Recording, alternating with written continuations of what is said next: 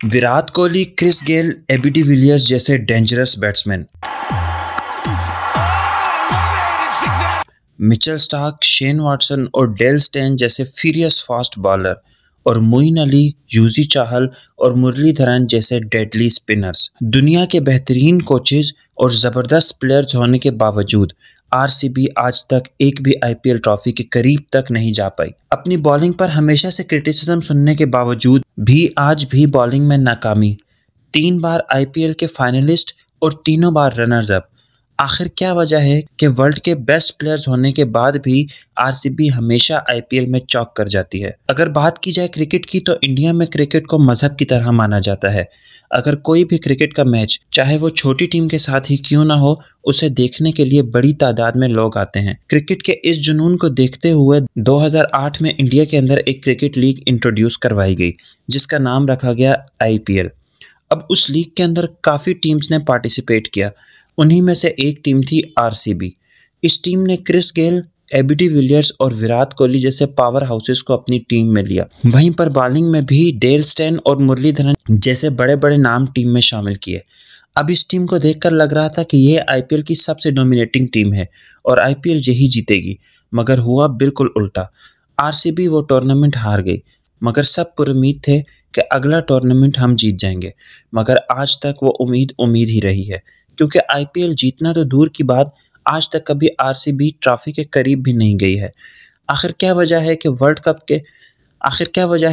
के top players होने के बावजूद ये टीम कभी जीत नहीं पाती? आइए समझने की कोशिश करते हैं इस वीडियो में। 2008 में विजय माल्या, जो कि इंडिया के बहुत बड़े बिजनेसमैन हैं, उन्होंने आरसीबी को 8.11 मिलियन में खरीद लिया। उस वक्त आईपीएल की ये सेकंड हाईएस्ट बिड थी। राहुल द्रविड़ इस वक्त टीम को लीड कर रहे थे, मगर टीम की परफॉर्मेंस बहुत बुरी रहती है और वो सेकंड लास्ट नंबर पर अपना टूर्नामेंट ख़त्म करती है और 14 में से सिर्फ 4 मैच ही जीत पाती है। फैंस काफ़ी डिसहार्ट होते हैं, पर उम्मीद का दामन नहीं छोड़ते और अगला टूर्नामेंट में इनकी खुशी का कोई ठिकाना नहीं होता जब आरसीबी टूर्नामेंट के दूसरे ही सीज़न में फाइनल खेलने के लिए क्वालिफाई कर लेती है। इस सीज़न में आरसीबी ने बहुत अच्छी परफॉर्मेंस दी और 14 में से 8 मैच जीतकर फाइनल में अपनी जगह बनाई। कीवन पीटरसन इस वक्त आरसीबी के कैप्टन थे और उन्होंने बड़े अच्छे तरीके से कैप्टनसी को चलाया और आरसीबी को फाइनल में लाए, मगर आरसीबी फाइनल में डेक्कन चार्जर्स से हार गया। फिर 2010 में फिर आरसीबी सेमीफाइनल तक आती है। इस बार उन्हें अनिल कुंबले लीड कर रहे होते हैं। चूंकि उन्होंने तीनों सीरीज में अपने कैप्टन्स को बदला था, लेकिन फिर भी ये टीम सेमीफाइनल में दोबारा से हार जाती है। इसके बाद 2011 का आईपीएल आता है। ये वही साल था जब इंडिया ने अपना दूसरा वर्ल्ड कप भी जीता था। टीम दोबारा से बहुत अच्छा परफॉर्म कर रही थी और सारे इंडियन प्लेयर्स फॉर्म में भी थे और 2009 की यादें ताज़ा हो रही थी। क्रिस गेल उस टूर्नामेंट में कमाल कर देते हैं और आरसीबी के लिए सबसे ज़्यादा स्कोर करने वाले बैट्समैन बन जाते हैं, मगर despite of all great performances RCB वो टूर्नामेंट भी हार जाती है। 2012 से लेकर 2015 तक के साल आरसीबी के लिए काफ़ी बुरे होते हैं। किसी एक साल भी वो अच्छा परफॉर्म नहीं कर पाते। इवन के पूरी बैटिंग लाइनअप के बावजूद छोटे से छोटा टारगेट भी ये टीम अचीव नहीं कर पा रही होती है। यहाँ तक कि इन सीरीज में आरसीबी सिर्फ एक साल टॉप 4 में जगह बना पाई थी, बाकी साल वो टॉप 4 में भी नहीं। 2015 फिर भी कुछ बेटर था।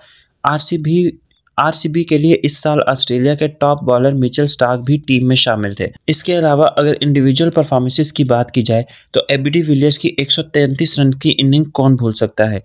इस ईयर उन्होंने प्लेऑफ्स के लिए क्वालिफाई किया। वो क्वालिफायर में राजस्थान से जीत गए, मगर फिर एलिमिनेटर में सीएसके से हार गए। ऐसे में आता है 2016 का आईपीएल। ये आईपीएल सारे आईपीएल के कंपैरिजन में आरसीबी के लिए बेस्ट आईपीएल था, जहां विराट कोहली की 4 सेंचुरीज और रिकॉर्ड ब्रेकिंग 973 स्कोर किए थे।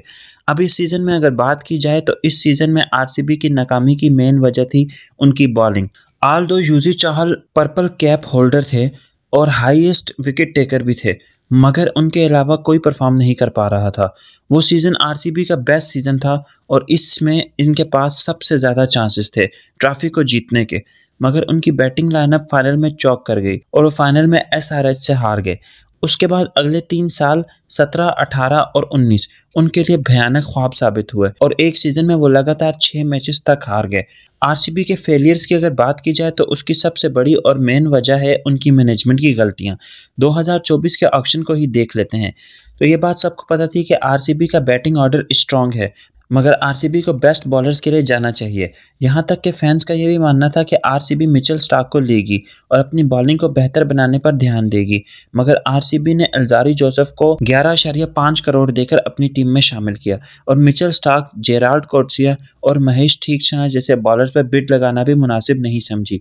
इसके अलावा आरसीबी ने कैमरॉन ग्रीन को 17.2 करोड़ में आरसीबी में शामिल किया, जो कि बिल्कुल गलत साबित हुआ। कैमरॉन ग्रीन ने पिछले आईपीएल सीजन में बेशक बहुत अच्छी परफॉर्मेंसेस दिखाई हैं, पर उन्हें एमआई की जानिब से रिलीज करने पर सोचना जरूर चाहिए था कि ऐसा प्लेयर जिसने इतनी अच्छी परफॉर्मेंस दिखाई हो उसे क्यों रिलीज किया गया, और जवाब हम सबके सामने है। उसके अलावा ट्रेविस हेड जो कि अपनी पीक फॉर्म में चल रहे हैं, उन पर भी आरसीबी ने बिड नहीं लगाई और हद तो तब हो गई जब यूजी चाहल को रिटेन करने के बजाय आरसीबी ने मोहम्मद सिराज को रिटेन कर दिया। जिस बंदे ने सबसे ज्यादा विकेट्स ली हों, आपने उस बंदे को अपने पास से जाने दिया और इसका अंजाम भी भुगत रहे हैं। ये पहली बार नहीं है कि आरसीबी ने किसी मैच विनर को टीम से रिलीज किया। इससे पहले भी 2018 में आरसीबी ने क्रिस गेल को रिलीज कर दिया था। अब सोचने की बात यह है कि वो प्लेयर जिसने आपकी टीम के लिए इतने रिकॉर्ड्स बनाए हों और आपको कई मैचेस में जीत दिलवाई हो, आप उसको किस तरह से छोड़ सकते हैं। अब अगर बात की जाए यंगस्टर्स की तो इस मामले में भी आरसीबी सबसे पीछे रही है। 2016 में आरसीबी के लिए बेस्ट परफॉर्मेंस देने वाले सरफराज खान को 2017 में रिलीज कर दिया गया। अगर बात की जाए 2023 के आईपीएल की तो उसमें भी बात कुछ अलग नहीं होती। यहाँ पर भी फिन एलन जैसे प्लेयर को पूरा सीजन बेंच पर रखा जाता है। फिन एलन जो जाने जाते हैं अपनी पावरफुल बैटिंग की वजह से, मगर उन्हें एक मैच भी नहीं खिलाया गया है। एक और रीज़न आरसीबी के फेलियर्स का ये भी है कि इनमें टीम वर्क की कमी है। अगर किसी मैच में एक प्लेयर परफॉर्म करता है तो और कोई उसका साथ नहीं देता, जैसा कि पहले राहुल द्रविड़, फिर क्रिस गेल, उसके बाद एबी डिविलियर्स और अब विराट कोहली। इनमें से किसी को भी दूसरे की तरफ से सपोर्ट नहीं मिला है। अगर कभी गलती से वो इन सारी चीज़ों को कवर कर भी लें तो उनकी लक उनका साथ देना छोड़ देती है। मगर सवाल ये पैदा होता है कि क्या ये सिर्फ इनकी लक का किया जा रहा है? तो जवाब है नहीं। अपने फेलियर्स को हम लक के पीछे नहीं छुपा सकते। जहाँ तक बात है मेरे ओपिनियन की, तो मैं खुद आरसीबी का फ़ैन हूँ, मगर आरसीबी के फ़ैन की तरह हर मैच के बाद मायूसी होती है।